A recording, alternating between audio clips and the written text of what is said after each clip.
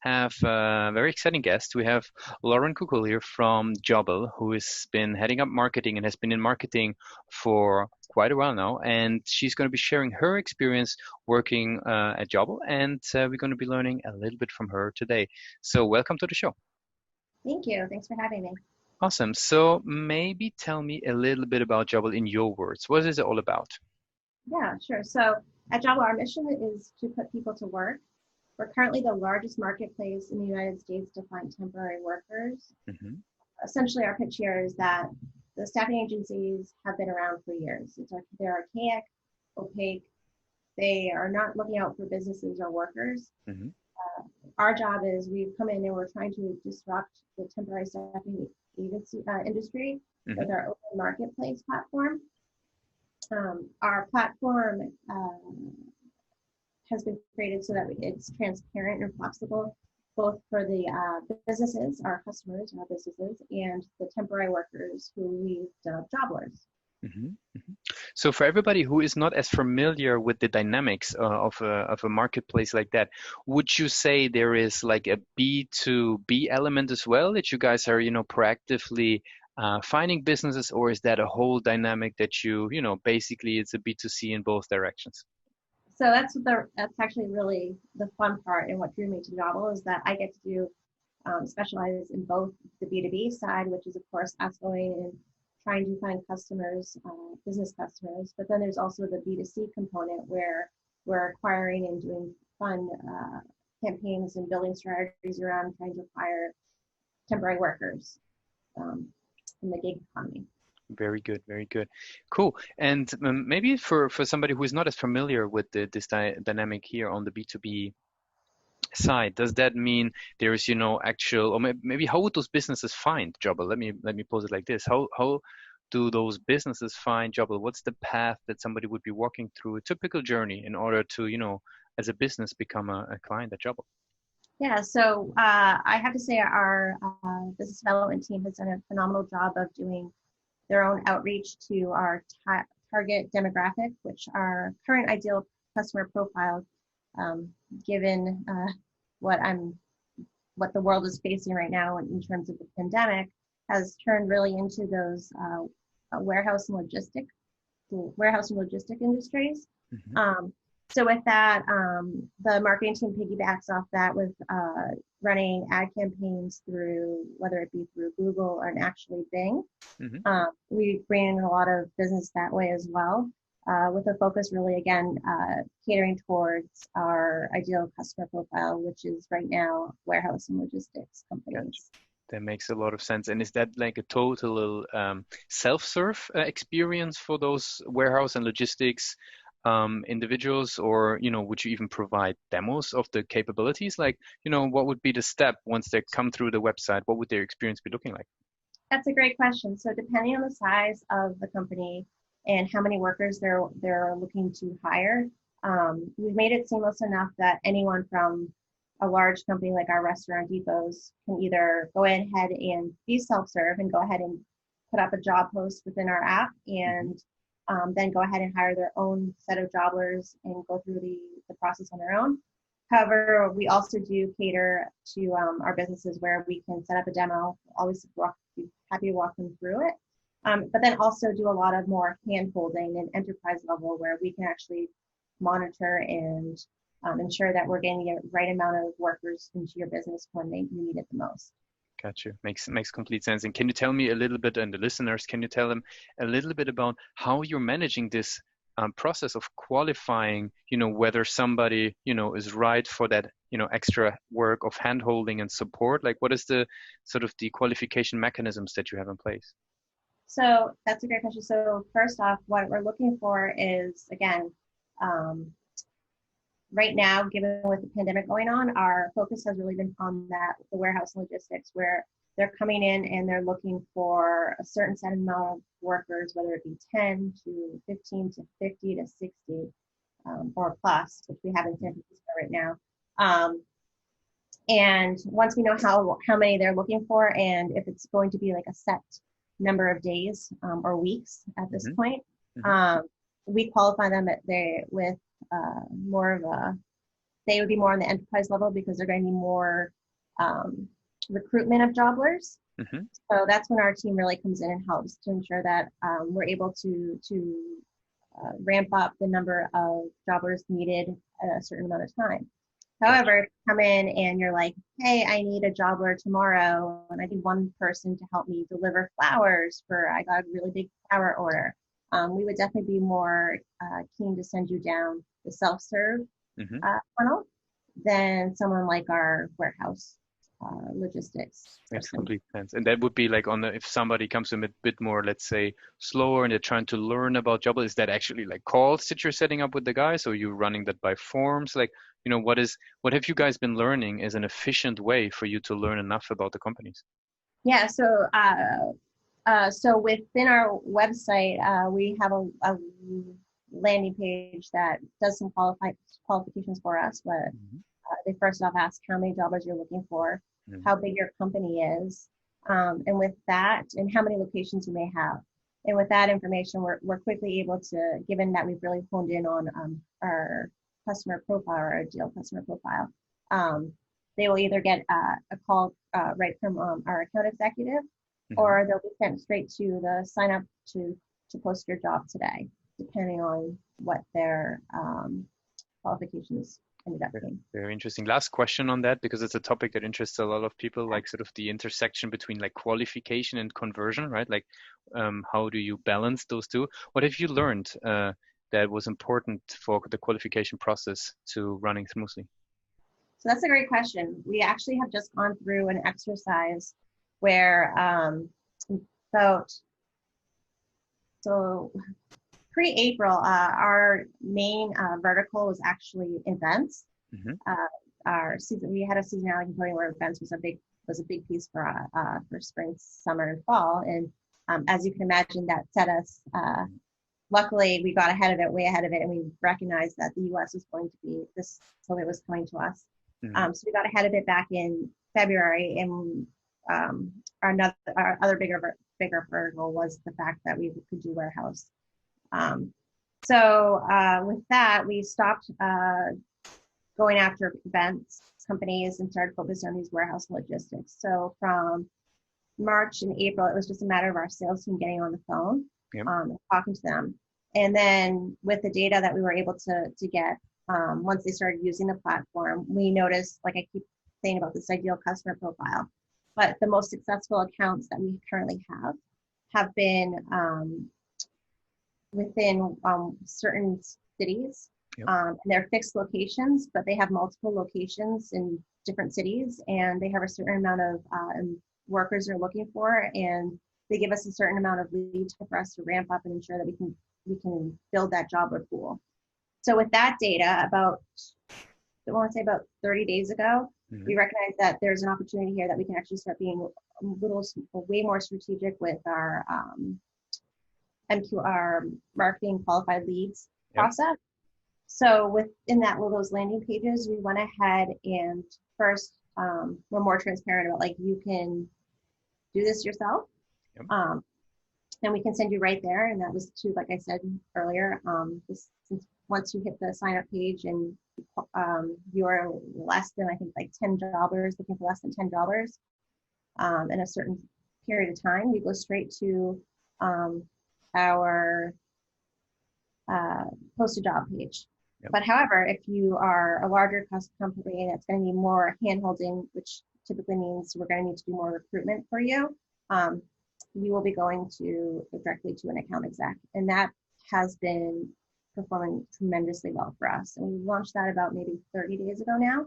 And what's really fun, like, as I'm sure you're well aware, we're in the startup phase. So it's exciting because we're seeing this data coming in the past 30 days, and it's like, wow, this is actually working. So we're really right now focused on fleshing out our self-serve side right now within our product team to ensure that these qualified leads are able to go in and post their job. And there's a lot of my team, the marketing team strategy is really good about educating them better on how to post, and whether it be with some videos or some product tutorials, which we're currently working on. And then on the flip side, when our account execs get on and speak to these customers, that they have the website reflects what we're showing them, and as well as they're able to give seamless demos. Got you. How would you summarize that for somebody who wasn't part, right, of your workshops and your experiences that you did in order to come to that final setup? How would you summarize that setup? Is that like sort of a lead form that is splitting people to go into different places, or is that just different call to actions? How would you summarize that setup? So I would say it's a lead form that splits up into different places based on the data that the customer provides us within that form. Got you. Very, very interesting.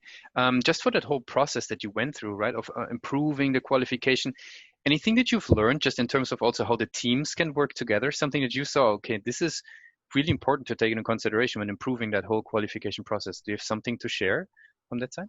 That's actually a really good question. So given that, so we are based in Boston, Mass. Mm-hmm. However, with Massachusetts has been very strict with their social distancing. Yep. So we actually had to go, the state mandated that everyone go work from home from March. So my team has been completely virtual now since March 16th. Mm-hmm.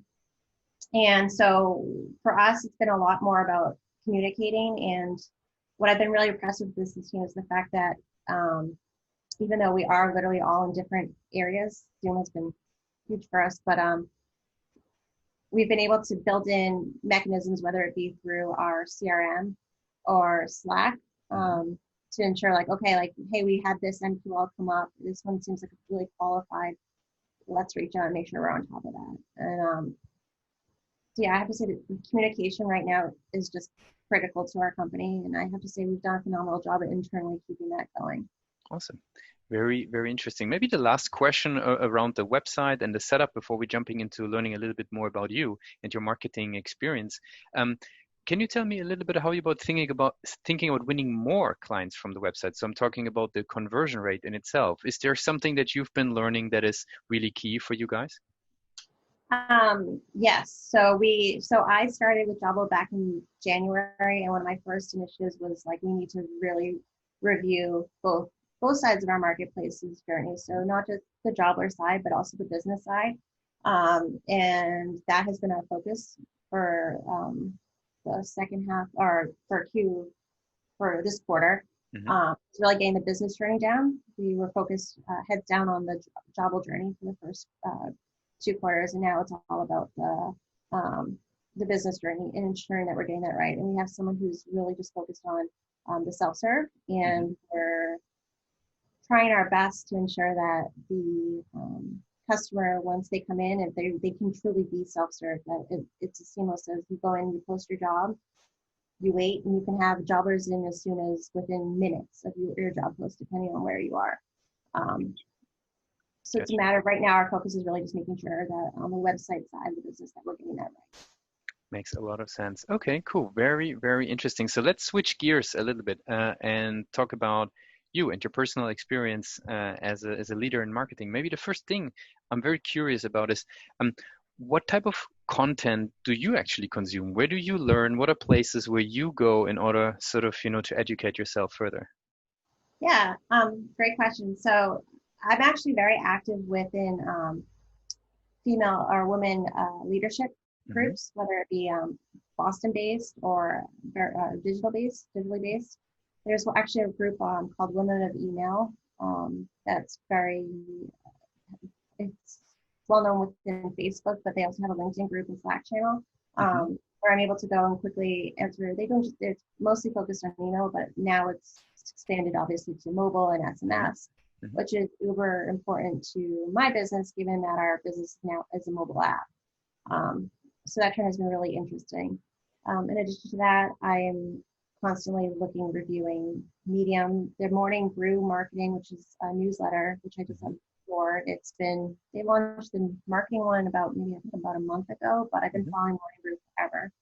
But it's just constantly staying up to date with both within the digital marketing industry, but also too within our own CRMs. HubSpot has been a vital resource for us, as well as Iterable as well.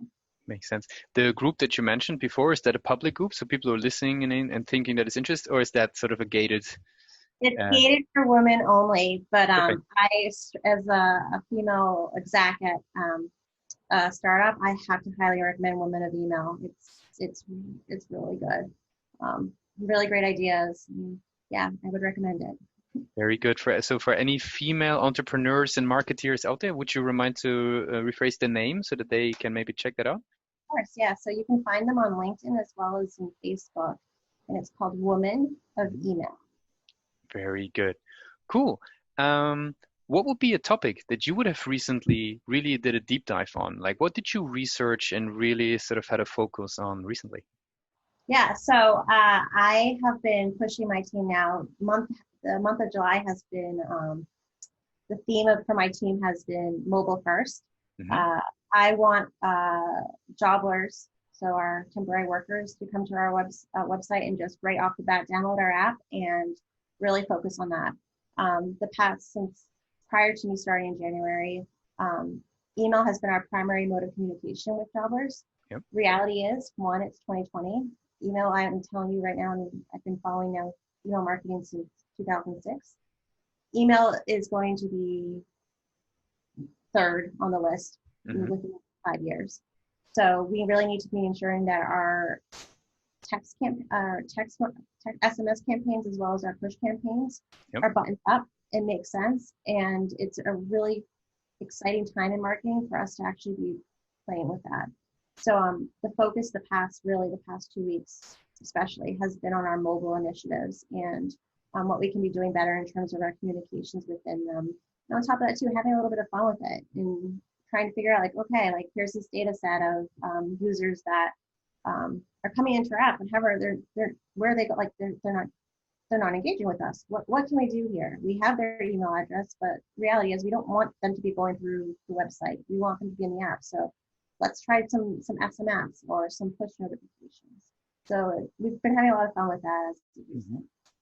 Very interesting. Cool. So what I would do now is switch over into the very last part of the interview, which is the rapid fire questions. Um, it's basically a couple of questions that none of the interviewers have heard before. They're just short and crisp. Nothing to be afraid of. It's just one word answers or one sentence answers. Sounds good. Okay, go for it. Okay, cool. So for your company, what's the first thing that comes to mind when I say the word marketing operations?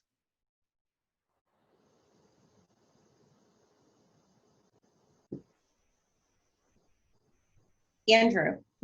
Mm-hmm. Very good. What's Or the first thing it's okay.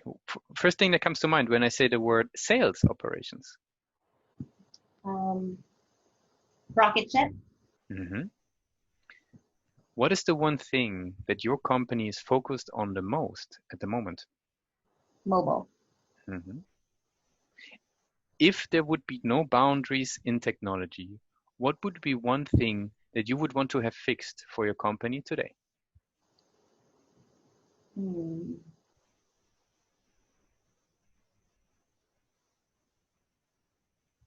Um, reporting. Mm-hmm. Would you like to expand on it so people can, is that sort of like the product Yeah. usage or is that the Or, website results? yeah. So now more so with reporting, what's been, I'm sure we all know, bus marketers can be a little greedy with how much data we want. Mm-hmm. So with us, it's just a matter of the engineers who are just phenomenal on my team keeping up with what myself and our sales team wants from Yeah. them. And they're doing a phenomenal job. But with we're both phase two. I want to get to phase four sooner than later. Is there some key insights that you would wanted to have today? Like some reports that you would be, if you could snip with your fingers that they would preserve on your screen straight away? Yes. Yeah, it would be wonderful for us to actually like have almost better or not we have the data but just at my fingertips it'd be so much nicer for me to have the ability to figure out demographics easier of our joblers within certain areas or regions. Gotcha. Makes a lot of sense. Just two more questions to go, and then we're already done for today. What's the last thing that kept you awake at night about the company? uh, uh, there was a massive drop in number of sends overall communications last week and that literally kept me up all night for about 3 days until I finally figured it out myself. Very interesting. And the very last question, if this would be your first day at Jobble today, Mhm. what would be one advice that you would give yourself? My first day at Jobble would be, that's a really good one. It's going to be a much like, don't sweat like learning it too much like the first week because it's going to be a much different company within 60 days. I see. That's a good one, actually. I've never heard that one because the company changes so much, you don't have to know everything at the very beginning. That's pretty Yeah, cool. well, we literally went from like it's what's really cool about, I hate to say this, but in 2020 is been or phenomenal is how the team is extremely young, but they're hungry, they're ambitious, and we got thrown a massive curveball with COVID, and we swung it and we hit it out the ballpark. And we're just going to go with it. And the fact that this team can just hit it with the lack of, or they have experience now, but the hustle and the drive is just phenomenal. So it's like, go ahead, bring it. What else 2020 can bring us? We're gonna swing at it and we're gonna hit it out the park. Awesome. Awesome.